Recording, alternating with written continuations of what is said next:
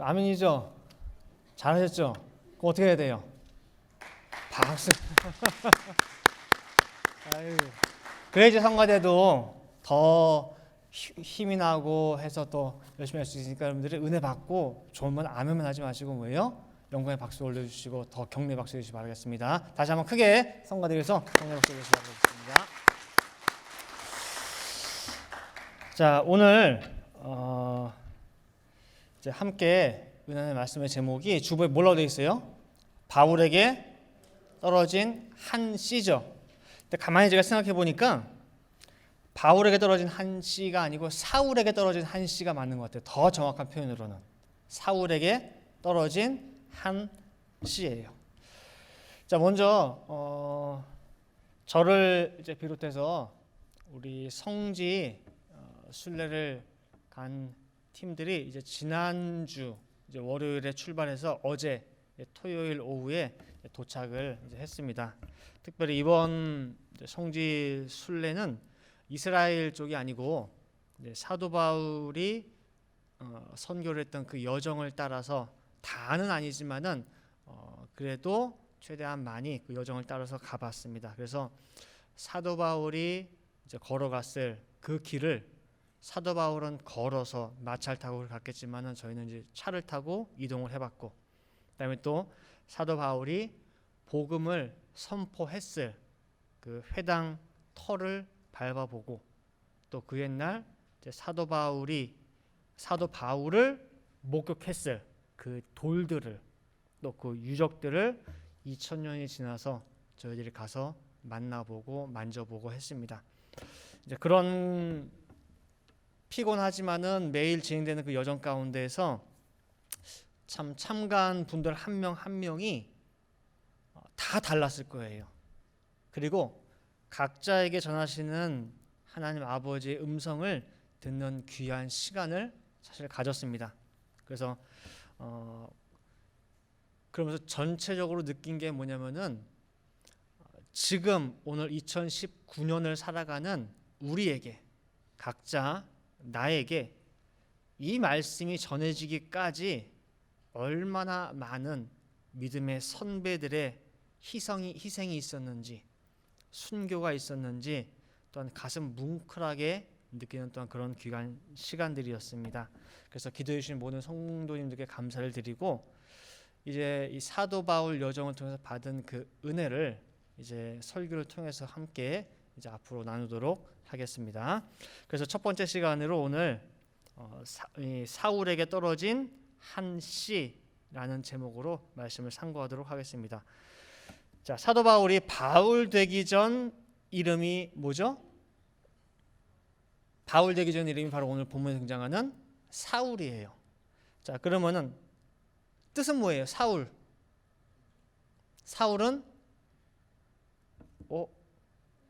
큰 자. 바울은 작은 자. 큰 자가 뭐예요? 작은 자가 된 거예요. 자, 사울이 원래는 예수 믿는 자들을 잡으러 다니는 사람이었습니다. 그래서 예루살렘에 있는 예수쟁이들을 다 잡고 멀리 다메섹까지 원정 갈 정도로 그렇게 예수를 싫어하고 증오를 했습니다. 왜 그랬느냐라고 할 때에 사울 나름대로 그렇게 하는 것이 누구를 위한 일이에요? 하나님을 위한 일이에요.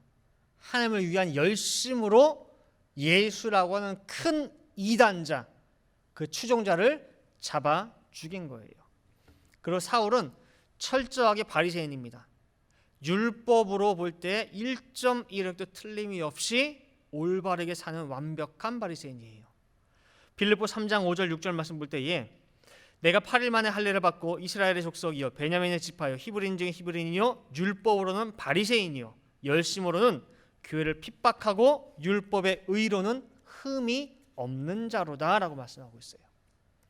엘리트 바리새인 사울의 눈에 예수와 그 추종자들은 율법을 무시하고 모세가 전한 이 귀한 율법을 파괴하고 하는 물의 집단으로밖에 안 보인 거예요. 그래서 열심으로 잡아 죽이고 잡아 가두고 앞장섰어요.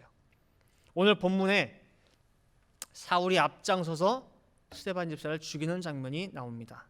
그리고 본문 8장 1절 말씀 보면은 스데반이 결국에는 목숨을 잃고 끊어지는 그 마지막 순간을 보면서도 어떻게 생각했느냐?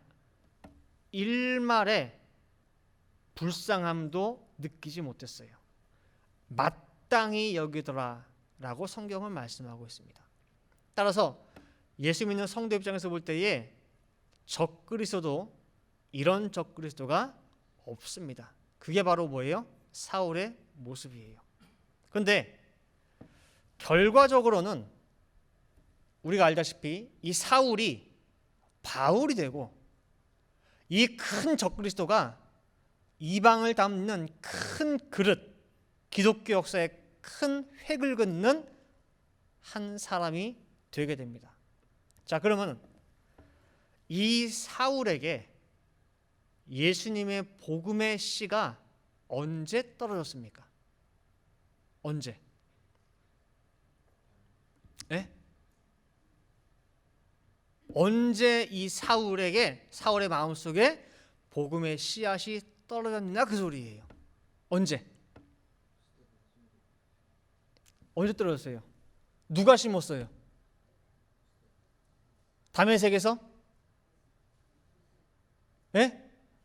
빛으로 나타난 예수님 통해서? 라고 하는 것이 답이라고 한다면은 묻지도 않았겠죠. 그보다 전입니다. 결론적으로 말씀드리면은 오늘 본문 스데반의 순교하는 그 자리에서 씨는 이미 뿌려졌습니다. 우리 눈에는 절대 보이지 않는 하나님만이 아시는 방법으로 말씀의 씨가 심기웠습니다.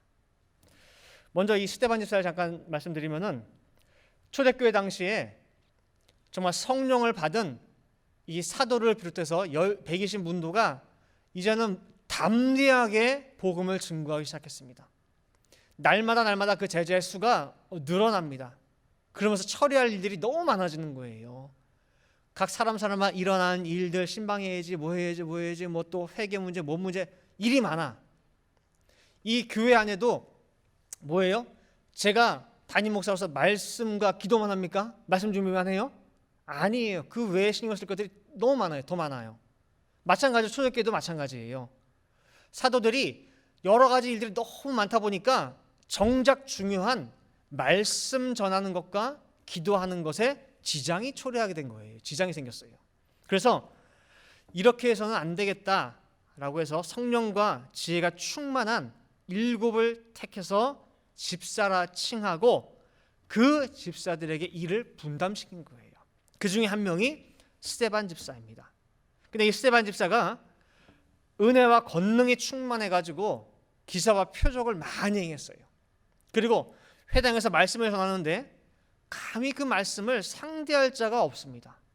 너무나 지혜롭고 성령이 함께 하심으로 말미암아 몇몇 유대인들이 자기 아는 지식을 가지고 자기 아는 율법의 지식을 가지고 변론하려고 덤볐다가 본전도 못 찾고 도망치기 바빠요. 사도행전 6장 8절부터 10절 말씀해 보시면은 그 뒷부분에 각 회당에서 어떤 자들이 일어나 스데반으로 더불어 변론할 때 스데반이 지혜와 성령으로 말함을 저희가 능히 당치 못하여 그래요. 스데반을 이길 수가 없어요. 말씀으로 보나 능력으로 보나 권능으로 보나. 그러다 보니까 이 스데반이 눈에 가시가 되었습니다. 예수님을 십자가에 못 박을 때와 똑같은 방법으로 이 스데반을 올무 삼아서 죽여버렸어요. 어떻게 하느냐? 사람들 입에 말을 집어넣어요. 있지도 않은 말을. 그리고 거짓 증인들을 세워가지고 프레임을 짜가지고 오일감을 씌워서 잡아 죽인 거예요. 그게 바로 사도행전 6장 11절부터 13절에 나와요. 13절 말씀만 제가 읽어드리면은 거짓 증인들을 세우니 가로되 이 사람이 이 거룩한 곳과 율법을 거스려 말하기를 마지 아니하는도다. 없는 말도 지어내요. 그렇게 해서 스데반을 많은 군중들 앞에 세워놓고 율법으로 돌을 치기 직전입니다. 그 가운데 이제 곧 있으면 죽는 그 자리에서 마지막으로 스데반이 행한 명설교가 사도행전 7장입니다. 아브라함부터 시작해서 성경을 쫙 꿰뚫으면서 마지막 설교를 합니다. 너무나 힘있게 말씀을 증거합니다. 아무도 그 말씀에 대하여 반론의 여지가 없습니다. 너희 유대인들, 너희가 그토록 고대한 메시아를, 그 예수를 잡아 죽이지 않았느냐 그 소리예요.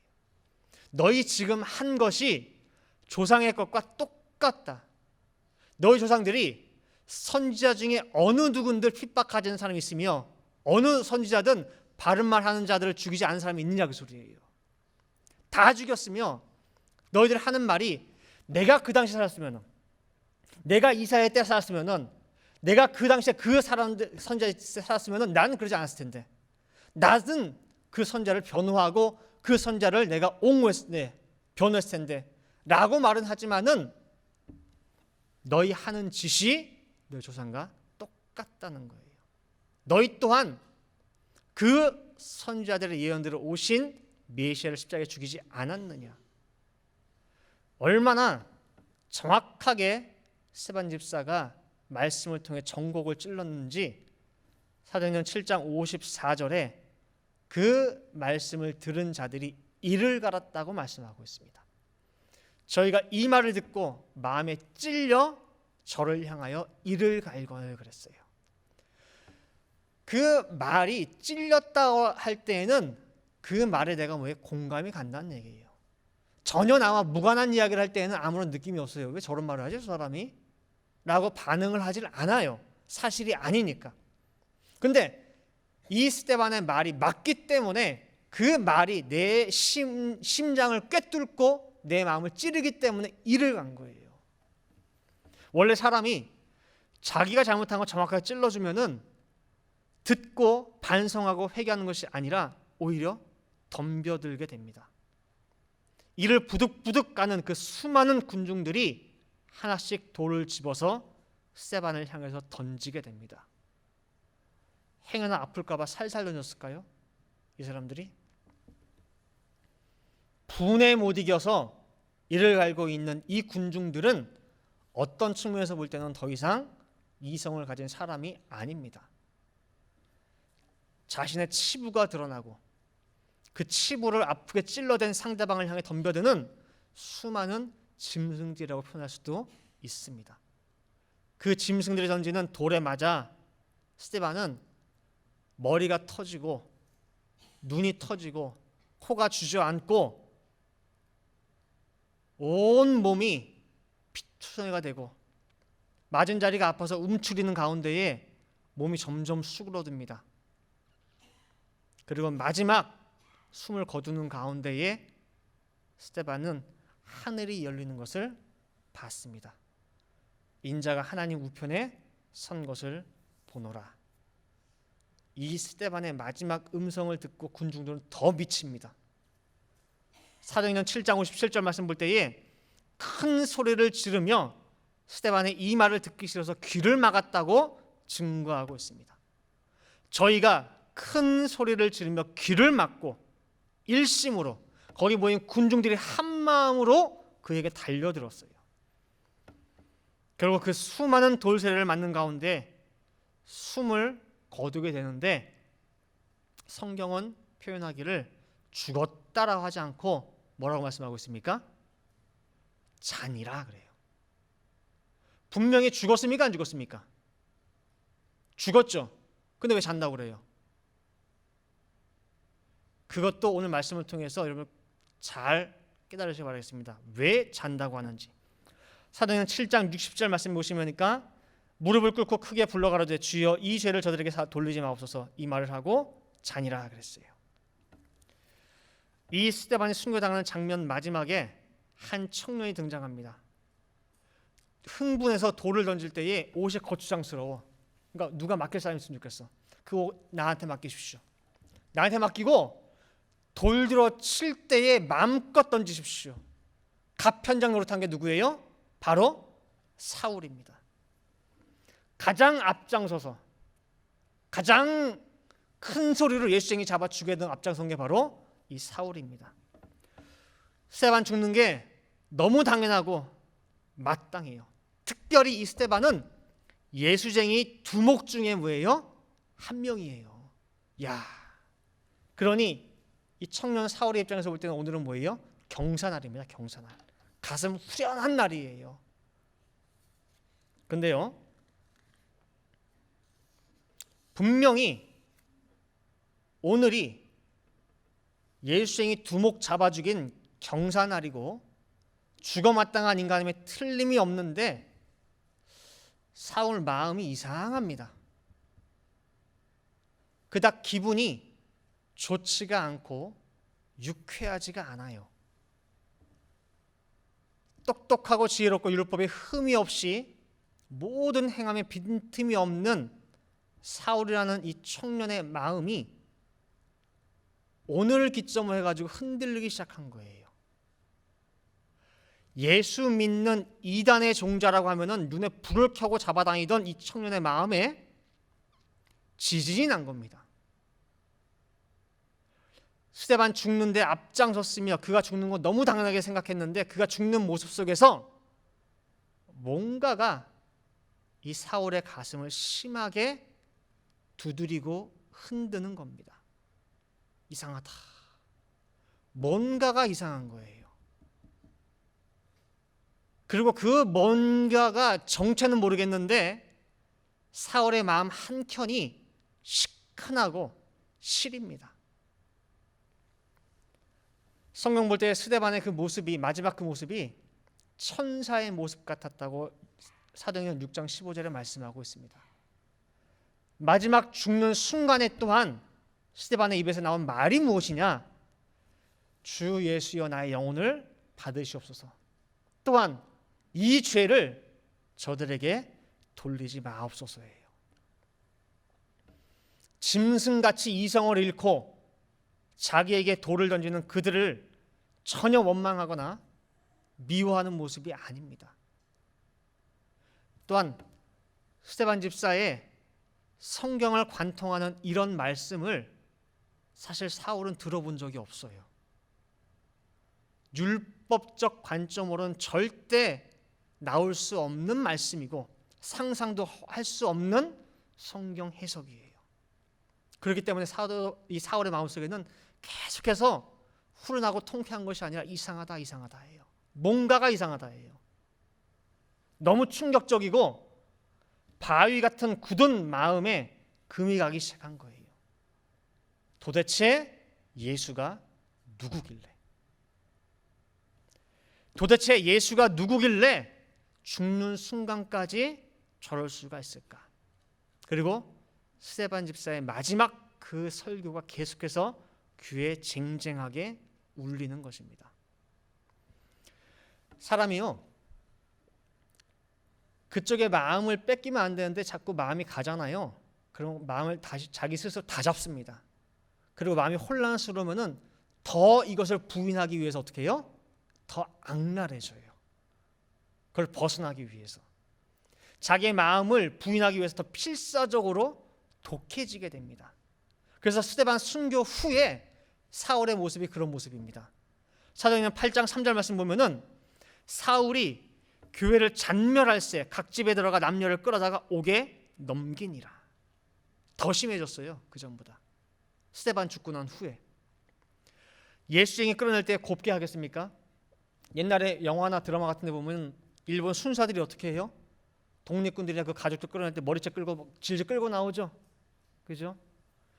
분명히 그런 모습으로 사울도 똑같이 했을 것입니다. 자신의 마음이 혼란스러운 만큼 더 악질적으로 예수 믿는 사람 잡으려고 혈안이 되어 있습니다. 왜냐? 마음이 생각할 여지를 주지 않기 위해서. 이제는 예루살렘에 잡을 사람이 없어요. 씨가 말랐어.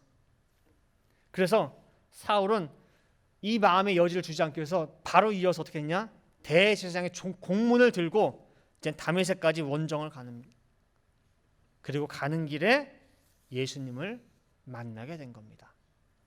사도행전 9장 1절부터 5절에 그 내용이 나옵니다. 사울이 주의 제자들을 대하여 여전히 위협과 살기가 등등하여 대제사장에 가서 다메섹 여러 회당에 갈 공문을 청하니 이는 만일 그 돌을 쫓는 사람을 만나면 물론 남녀하고 결박하여 예루살렘으로 잡아오려 함이라. 사울이 행하여 다메섹에 가까이 가더니 호련히 하늘로서 빛이 저를 둘러 비추는지라. 땅에 엎드려져 들음에 소리서 가라사대 사울아 사울아 내가 어찌하여 나를 핍박하느냐 하시거늘 대답하되 주여 니시오니이까 가라사대 나는 네가 핍박하는 예수라. 결국에는 예수를 앞장서서 핍박하던 자가 예수 앞에 고꾸라져 버렸습니다. 자, 지금까지 제가 여러분들에게 사울의 마음속에 있는 혼란스러움과 마음의 지진에 대하여 표현하면서 서술하면서 설명을 드렸습니다. 한편의 소설 같은 이야기를 들려드렸어요. 그러면은 제가 말씀드린 이 소설은 과연 신빙성이 있습니까? 예? 진짜 사울의 마음속에 스데반 집사의 순교의 모습을 보면서 혼란이 생겼고 지진이 생겼고 가슴이 뭔가 쿵쾅쿵하고 그랬습니까? 예? 제가 지어낸 건지 어떻게 알아요? 성경 아무리 눈 씻고 찾아봐도 사울이 고민하니라 번민하니라 심히 괴로워하더라 라고 하는 한마디라도 나와 있으면은 제가 말씀드린 것이 그럴 수 있겠다 할 수 있어요. 그러나 번민했다, 괴로워했다, 고민했다 한마디도 없습니다. 한 구절도 없습니다. 근데 어떻게 저는 이 이야기를 할까요? 올라오님께서 늘 성경 볼 때에 흰 종이에 검은 글자 그냥 줄줄줄 읽어 나가지 말고 자세히 보라고 말씀하십니다. 자, 이제 과연 진짜 사울의 마음속에 이 소설 같은 이야기가 있었는지 그런 번민이 있었는지 이 이야기가 믿을만한지 살펴보도록 하겠습니다. 사울이 다메섹 도상에서 빛 가운데 나타난 예수님을 만난 사건의 성경에 3번 기록되어 있습니다. 다시 말하면은 바울이 3번을 그 얘기를 했다는 얘기예요. 듣는 대상이 각각 다 달라요. 사도행전 9장과 22장과 26장에 나옵니다. 이 셋 중에 마지막 26장만 내용이 약간 달라요. 9장과 22장에는 이렇게 나와 있어요. 빛 가운데 나타난 예수님께서 하신 말씀이 뭐냐면은 사울아 사울아 내가 어찌하여 나를 핍박하느냐 하시거늘 그다음에 바로 이어서 사울이 주여 니시오니이까 예수님께서 나는 내가 핍박하는 예수라. 이것이 9장이고 22장도 마찬가지예요. 사울아 사울아 내가 왜 나를 핍박하느냐 사울이 주여 니시니이까 라고 하는 똑같은 얘기를 나와요. 근데 26장은 사도행전 9장과 22장에 없는 내용이 추가가 되어 있습니다. 자, 한번 보도록 하겠습니다. 사도행전 26장 12절부터 15절 말씀을 읽을 테니까 뭐가 추가가 되는지 잘 보시기 바라겠습니다. 26장 12절부터 그 일로 대제사장들의 권세와 위임을 받고 다메섹으로 갔나이다. 왕이여 때가 정오나되어 길에서 보니 하늘로서 해보다 더 밝은 빛이 나와 내 동행들을 둘러 비추는지라. 우리가 다 땅에 엎드러짐에 내가 소리를 들으니 히브리 방언으로 이르되 사울아 사울아 네가 어찌하여 나를 핍박하느냐 가시체를 뒷발질하기가 내게 고생이니라. 내가 대답하되 주여 니시니이까 주께서 가라사대 나는 네가 핍박하는 예수라.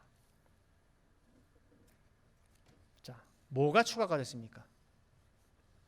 사도행전 9장과 22장에 없는 내용이 26장에 나와요. 뭡니까? 예? 예수님께서 하신 말이에요. 사울아 사울아 어찌하여 내가 나를 핍박하느냐. 그 다음에 뒤에 뭐가 나와요? 26장에는 가시체를 뒷발질하기가 네게 고생이니라 라고 하는 말이 부가가 되었습니다. 이 말이 무슨 뜻이에요 그러면? 그러면 이 말이 있는 줄 알았던 분.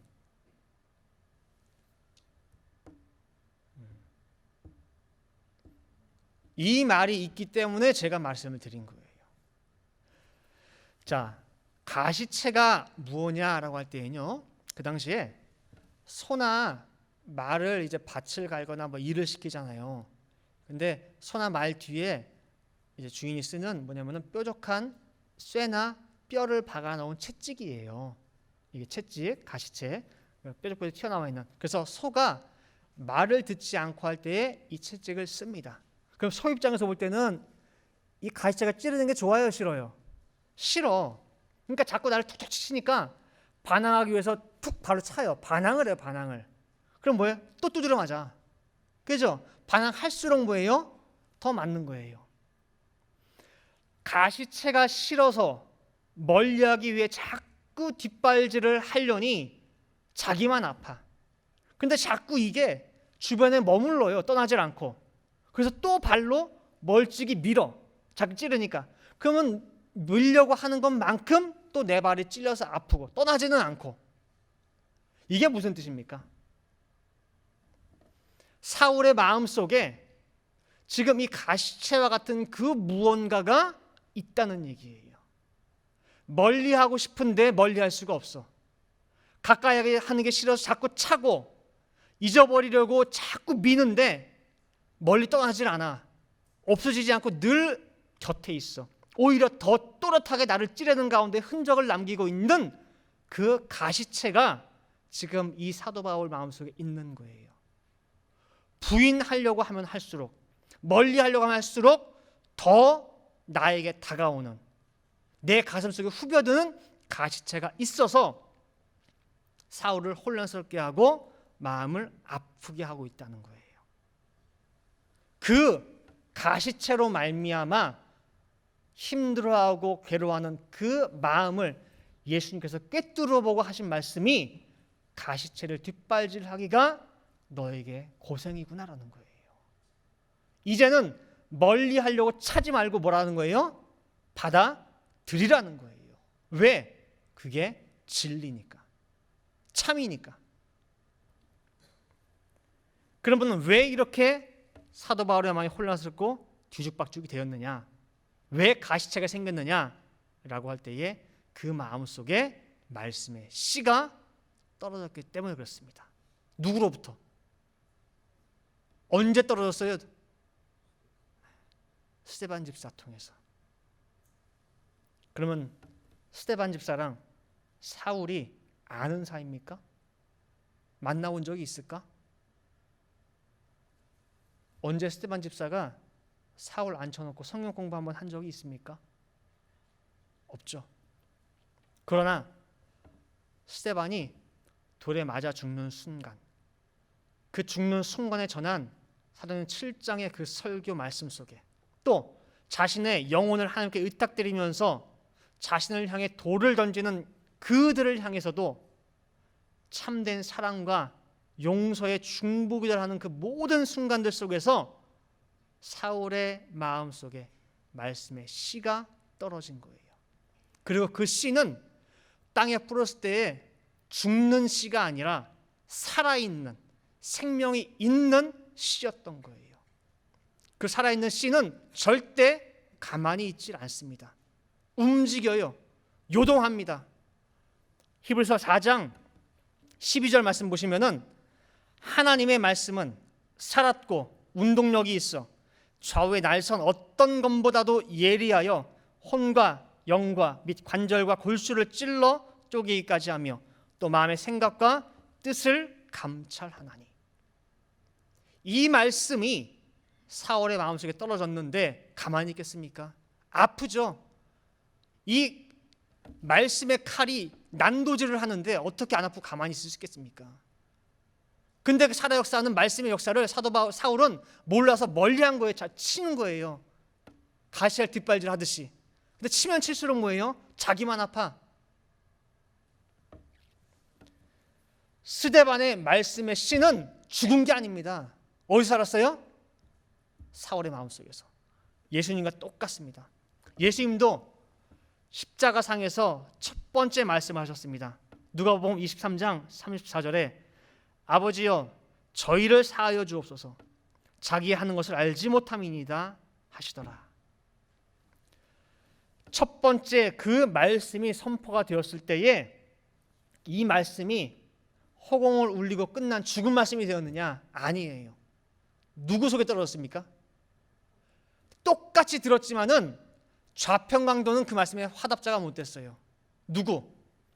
우편강도의 속에 들어가서 역사가 일어난 거예요. 우편강도 속에서 이 말씀이 히브리서 4장 11절 말씀처럼 요동친 거예요. 난리를 친 거예요. 처음에 우편강도는 좌편강도와 똑같이 예수님을 손가락하면서 뭐예요? 욕했던 사람이에요. 예수를 비난하고 조롱했던 사람이에요. 같이. 그런데 그 말씀에 씨가 들어가는 그 순간 그 말씀이 살아 역사하는 가운데에 우편강도 말씀의 화답자가 되고 말씀의 열매가 되었습니다. 그 역사가 또한 스데반의 순교의 장소에서 똑같이 벌어져서 우편강도 자리에 누가 들어갔느냐? 사울이 들어간 거예요. 여러분들 한번 생각해 보세요. 다메섹 도상에서 예수님께서 빛 가운데 나타나 사울을 만나 주셨죠? 그냥 우연히 만나 주셨을까? 사울은 만세에 택한 자니까? 사울은 이방을 담는 그릇으로 써야 되니까 특별 케이스로 해가지고 이렇게 베푸신 거예요? 예수님께 만나 주신 거예요? 그런 특별 케이스가 어디 있어? 예? 그럼 몸만 안 나타나는 사람들은 뭐라 그래요? 예? 왜 난 안 나타주느냐? 나도 빛 가운데 만나 주셨으면 나도 믿었을 텐데. 그냥 만나 주셨을까 예수께서? 절대 그렇지 않습니다.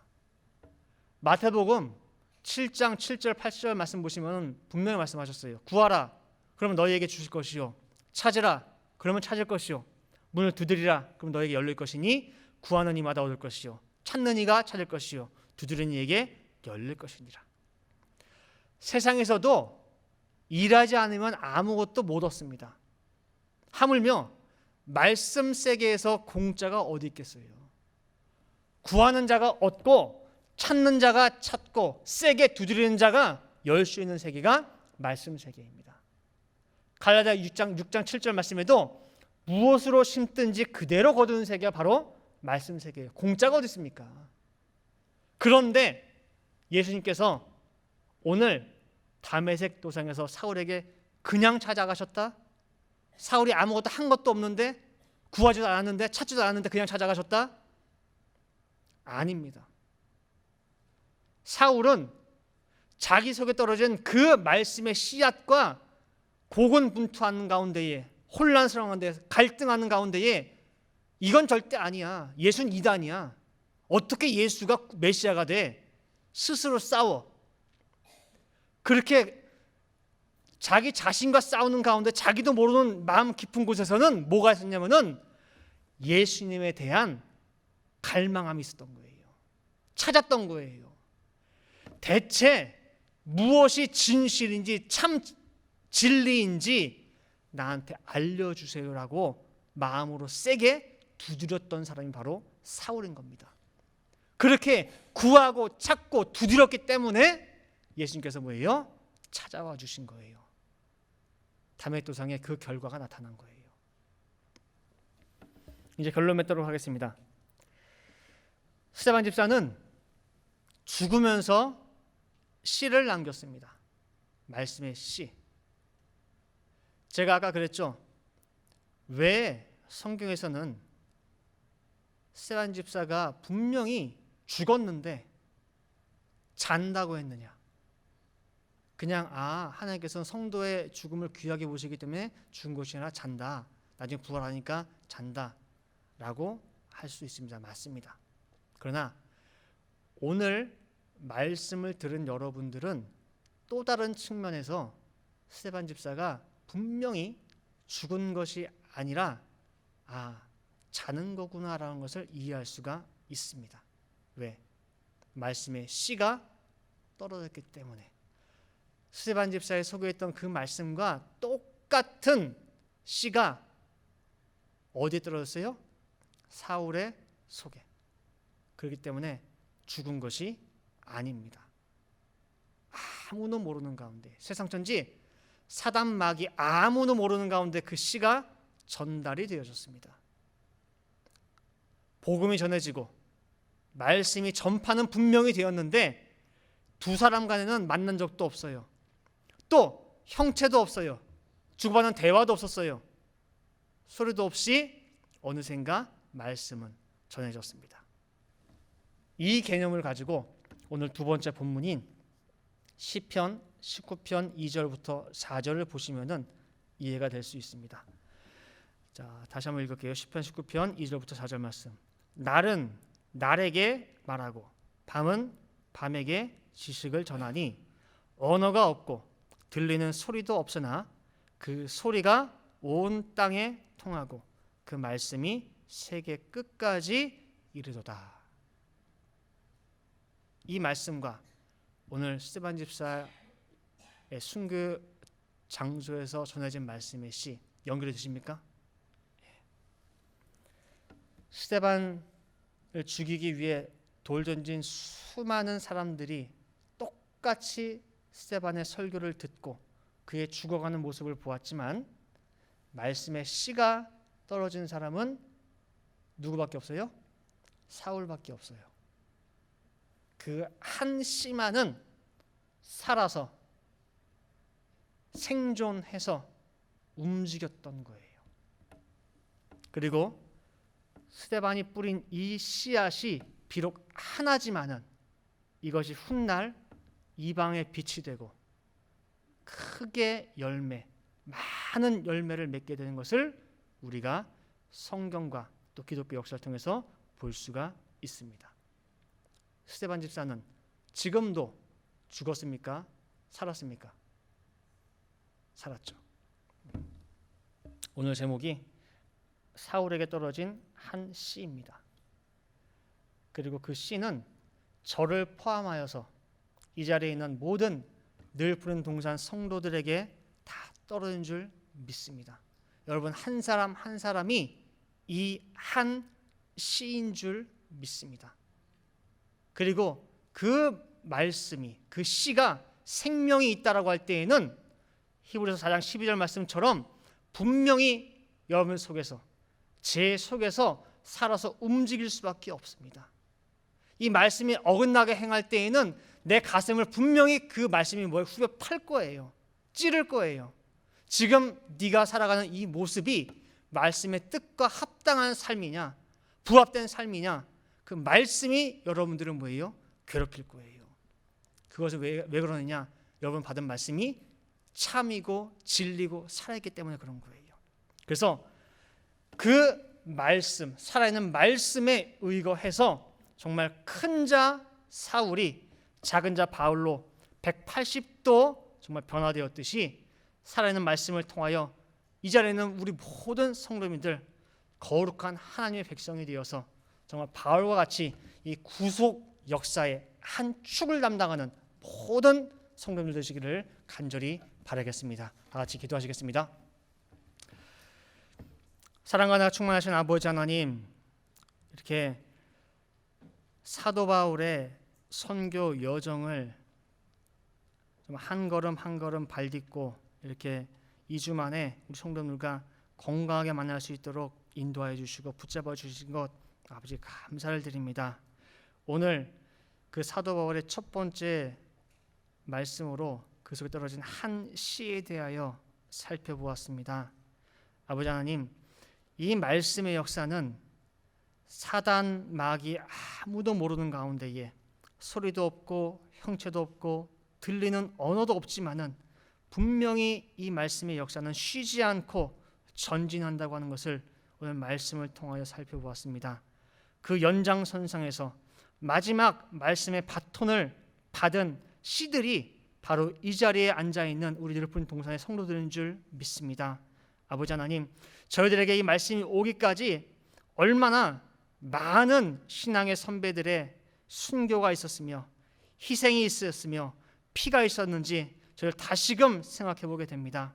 그리고 그 신앙의 선배들이 마지막 바톤을 이어받은 저희들을 기대에 차서 온전히 말씀의 뜻을 최종적으로 성취하기를 바라는 마음으로 저희들 둘러서서 응원하고 있는 줄 믿사오매 저희들 이 말씀을 받은 책임감을 날마다 어깨에 느낄 수 있게 도와주시고 그 말씀의 뜻에 맞게 저희들의 모든 생활이 변할 수 있게 도와주시고 말씀의 뜻을 성취하는 데 모두가 전심전력 모일 수 있도록 아버지 역사하여 주시옵소서. 그리하여 성경 역사 6,000년 더 이상 가지 못하고 저희 때에 반드시 성취되던 놀라운 역사가 일어날 수 있도록 함께하여 주시옵소서. 기도한 대로 될 줄을 믿고 감사드리며 이 모든 말씀 사랑의 말씀 예수 그리스도 받들어 기도 올려옵나이다. 아멘.